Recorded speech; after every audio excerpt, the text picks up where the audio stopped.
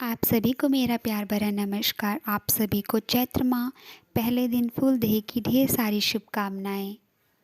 यूँ तो उत्तराखंड में ढेरों सारे त्योहार मनाए जाते हैं, लेकिन उनमें से एक त्योहार फूलदेही का भी है।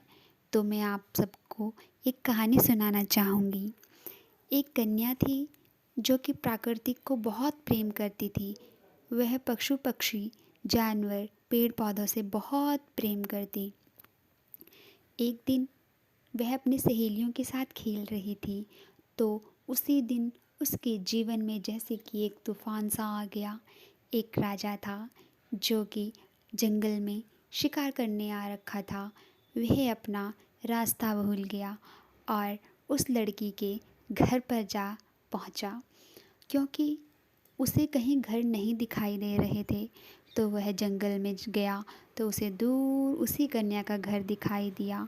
तो वह आवाज़ लगाने लगा, तो वह प्यारी कन्या बाहर आई और उसने कहा कि बोलिए, आपको क्या काम है।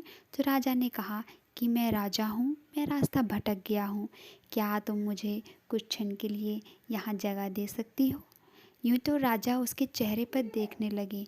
उसका चेहरा अलकनंदा जैसा और मुस्कुराहट क्या कहें, जैसे भाग्यरथी सी मुस्कुराहट।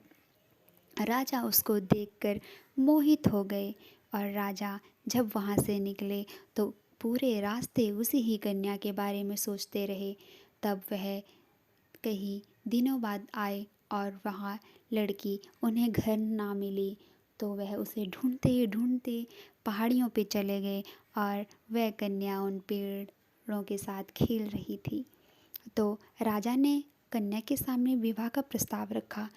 कन्या के जैसे पैरों के तले ज़मीन खिसक गई। वह डर गई। उसने कहा कि राजा ये क्या कह रहे हैं, मुझ जैसी साधारण लड़की के साथ विवाह करना चाहते हैं। तो डर के मारे जैसे न तैसे लड़की ने हाँ कर दी। तब उस कन्या का विवाह राजा से हो गया। विवाह होने के पश्चात राजा उसे अपने दरबार में ले आए। वहाँ उसे सुकून ना मिला। वह चारों दीवारें उसे जैसे कि कटघरे सी लगने लगी, क्योंकि उसको आदत पड़ी हुई थी खुले मैदानों में रहने की, प्यारे पक्षियों के साथ खेलने की और प्यारे प्यारे फूलों की सुगंध सूंघने की। वह उन चार दीवारों के बीच में अपने आप को बिल्कुल महसूस नहीं कर पा रही थी। वह खुले मैदानों में रहना चाहती थी। वह राजा को कहती कि क्या मैं थोड़ी देर के लिए बाहर नहीं जा सकती। राजा उसे बिल्कुल बाहर ना भेजते, अंदर ही रखते। लड़की ऐसे में बिल्कुल भी अपने आप को सहमत नहीं कर पा रही थी। वह अपना दम घुटना सा महसूस करने लगी। वह एक दिन बहुत बीमार पड़ गई और राजा ने कई वैद्य बुलाए, लेकिन कन्या ठीक नहीं हुई। बहुत महीने बीत गए, लेकिन कन्या किसी भी वैद्य से ठीक नहीं हुई। तो कन्या ने राजा से एक प्रस्ताव रखा कि राजा, मेरी केवल एक ही प्रस्ताव तुमसे है कि मैं उन पेड़ पौधों के बीच में अपना जीवन व्यतीत करना चाहती थी, लेकिन मेरा जीवन यहीं पे समाप्त होने वाला है।